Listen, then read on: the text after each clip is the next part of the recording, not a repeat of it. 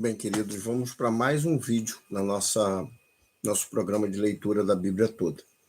Tá? Hoje, os irmãos estão ali com o compromisso de ler o capítulo 13 a 15 de Gênesis, mas eu creio que os irmãos já leram os capítulos anteriores, já leram no sábado, capítulo 9 e 10, e leram também Hebreus 1, do verso 1 ao verso 3. Depois, ontem, vocês leram o capítulo 11 e o capítulo 12. O capítulo 11 e o capítulo 12, eles dividem a história do livro de Gênesis. Tá? Quando você lê o capítulo 11 e depois você lê o capítulo 12, você vê ali uma clara divisão na história de Gênesis. Tá? Até o capítulo 11 você vai ver a história ali de toda a humanidade. No capítulo 6 você acompanha o relato do dilúvio, e depois a nova oportunidade que a humanidade tem. E depois dessa nova oportunidade, a humanidade continua desobedecendo a Deus. Não é muito diferente nos dias de hoje, mas nós vemos ali mais uma vez Deus agindo com misericórdia. Tá? A Torre de Babel era um sinal da insubmissão da humanidade aos propósitos de Deus, aos propósitos de Deus que são sempre os melhores para as nossas vidas, tá? Então aí você vê no capítulo 11, Deus dispersa ali aquela construção que afrontava as suas ordens, e ali você vai ver a dispersão do povo, de todas as nações, a dispersão das línguas também. E aí você chega no capítulo 12, quando você vê ali o chamado de Abraão. Abraão é chamado por Deus e ali começa uma trajetória de fé. Abraão não sabia o que enfrentaria dali para frente. Na nova terra, ele não sabia o que ia encontrar. Não sabia quais recursos teria ali. Ele não sabia o que iria acontecer nos próximos anos, mas ele sabia a quem ouvir, sabia a direção a tomar. Ele sabia que Deus estava dirigindo a vida dele. Por isso a convicção de Abraão. Muitas vezes nós não precisamos ver todo o caminho, mas precisamos ter certeza que este é o caminho que Deus estabeleceu para nós. Nós não precisamos ter todas as condições, nós precisamos ter apenas a promessa da parte de Deus para caminharmos. Nós não precisamos entender tudo, mas precisamos ouvir sempre a voz do Senhor. Então, que essa leitura de hoje, que é até uma leitura complicada, né? Capítulo 13, 14 e 15 de Gênesis, e aí você vai pular desses capítulos, você vai lá para Hebreus, capítulo 11, verso 9, eu quero ler esse texto com você, Hebreus, capítulo 11, verso 9, eu creio que você já leu o livro de Gênesis, e agora eu gostaria que você acompanhasse a leitura comigo de Hebreus, capítulo 11, verso 9, mas eu vou ler o 8 também. Diz assim: pela fé, Abraão obedeceu quando foi chamado, partindo para um lugar que receberia por herança, e partiu sem saber para onde ia. Pela fé, peregrinou na terra da promessa como se fosse terra estrangeira, habitando em tendas com Isaque e Jacó, herdeiros com ele da mesma promessa. Embora Abraão recebesse aquela terra, a bênção fosse para ele, a maior bênção para Abraão sempre foi a companhia de Deus. Essa sempre foi a maior bênção. É por isso que é tão difícil entendermos o capítulo 14. Tá? E eu agradeço aí, né? Uma irmã passou uma mensagem e falou assim: pastor, capítulo 14 é complicado. E aí me fez, né? Como pastor, me fez olhar novamente esse capítulo. Tá? Em atenção a essa irmã querida, comentar esse capítulo. Tá? Estava projetado um vídeo para amanhã, mas eu resolvi fazer hoje para comentar esse capítulo. O capítulo 14 apresenta o resultado de algumas escolhas. Tá? No capítulo 13, diz ali que Abraão vem do Negueb, do deserto do Negueb, entra na terra de Canaã e vai até Betel, onde ele já havia estado. Tá? E não houve estresse nenhum entre Abraão e Ló. O que houve foi um desentendimento entre os pastores de um e de outro. Eles cresceram muito, eles foram muito abençoados.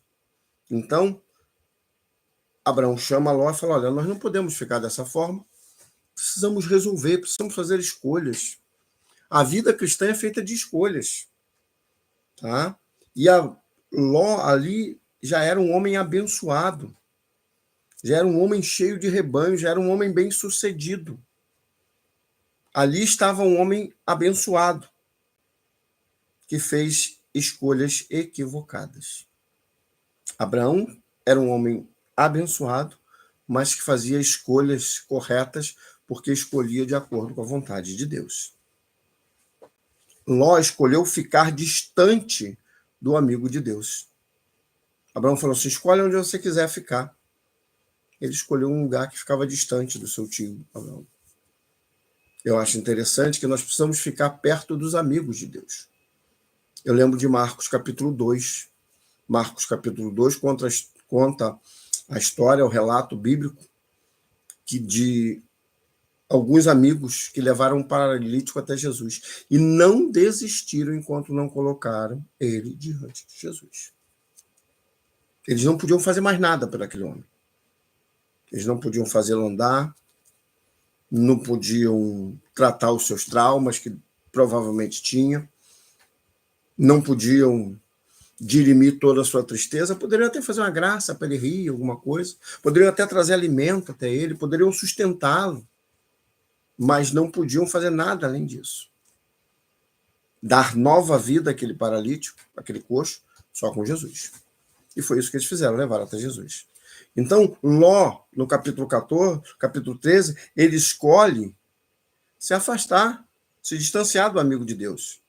E escolhe se aproximar de um local que Deus abominava. Se aproximar de uma gente ímpia e que se opunha à vontade de Deus. Olha só o grande contraste. Capítulo 13, verso 12, diz assim: Abrão habitou na terra de Canaã e Ló foi habitar nas cidades do vale, mudando suas tendas até chegar em Sodoma. Os homens de Sodoma eram maus e grandes pecadores contra o Senhor. Esse é o último relato que você escuta de Ló antes de Abraão ir socorrê-lo. No final do capítulo 13, olha qual era a postura de Abraão. Abraão, né? Levanta-te, percorre esta terra no seu comprimento e na sua largura, porque eu a darei a ti. Então Abraão mudou as suas tendas e foi habitar junto aos carvalhos de Manré, em Hebrom, e ali edificou um altar ao Senhor. Enquanto Abraão habitou nos lugares que Deus falou, andando com Deus, fez um altar para se aproximar de Deus. Aqui, Ló escolheu se aproximar de quem desagradava a Deus, então ele escolheu se afastar de Deus. As escolhas de Ló foram equivocadas até aqui. É triste constatar isso, irmãos, mas a bênção material levou Ló a uma terra amaldiçoada. A bênção material acabou se tornando para Ló uma maldição, porque ele não soube escolher. No capítulo 14, quando a gente escuta falar de Ló, Ló está dominado. Ló é um prisioneiro de guerra. E é Abraão que vai até lá. Abraão vai atrás dos reis, né? No capítulo 14 conta essa história, né? De que nos dias de Anrafel, rei de Sinar, Arioque, Quedorlaomer, Tidal, Elão, esses fizeram guerra contra os reis de Sodoma, de Gomorra e daquelas cidades, Zoar, aquelas cidades ao redor. Eles guerrearam e Anrafel conquistou aquelas cidades, não queria as cidades, parecia que queria só o despojo daquela cidade, deixa as cidades para trás e leva todos os prisioneiros, leva as riquezas e todos os prisioneiros. E no meio disso tudo leva Ló. Se Ló estivesse com Abraão, Ele estaria desfrutando da comunhão de Deus e da comunhão com Deus. Como estava distante de Abraão e distante de Deus, ele desfrutou de um sequestro. Ele acabou sendo levado prisioneiro. Aí diz que Abraão, junto aos seus aliados, já era um homem poderoso na terra, e vai atrás do seu sobrinho. Vai atrás do seu sobrinho. Quem se meteu em encrenca foi Ló, mas quem tirou Ló da encrenca foi Abraão. Então Ló seguiu um caminho diferente de Abraão, porque ele fez escolhas diferentes das escolhas de Abraão. Então esse capítulo 14 ele chega a ser didático, porque esse capítulo 14 fala sobre as consequências.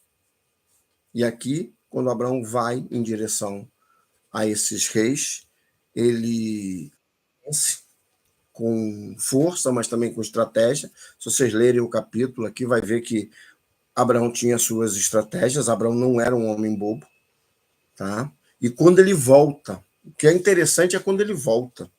E é aqui que eu queria destacar o ponto central do capítulo 13, 14 e 15 para você, para que você entenda o capítulo 14 aqui, porque entendendo o capítulo 14, nós podemos desfrutar melhor dos ensinamentos que nós vamos receber no capítulo 15.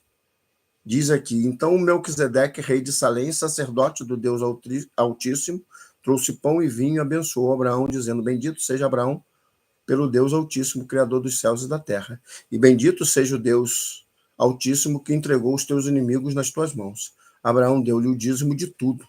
Então o rei de Sodoma disse a Abraão, entrega-me as pessoas e fica com os bens para ti. Porém Abraão respondeu ao rei de Sodoma, levanto minha mão ao Senhor, ó Deus Altíssimo, o Deus Altíssimo, o Criador dos céus e da terra, jurando que nada tomarei de tudo o que é teu, nem um cordão, nem uma correia de sandália, para que não digas, enriqueci a Abraão.